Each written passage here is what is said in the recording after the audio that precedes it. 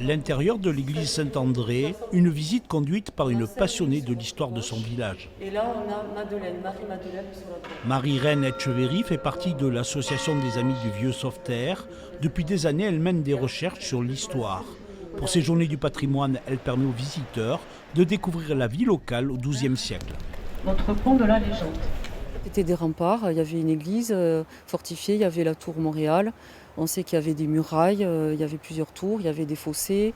C'était le 4e bourg du Béarn. Il y avait Oloron, il y avait Morlas, il y avait Orthez et il y avait Sauveterre, où il y a eu toujours une population à peu près égale d'à peu près 1500 habitants. C'était vraiment une ville moyenâgeuse fortifiée, très importante. Parmi les lieux rares de Sauveterre, on peut découvrir les vestiges de la muraille, des bâtiments militaires ou encore cette porte murée. Des lieux devenus des habitations privées, ouverts pour l'occasion.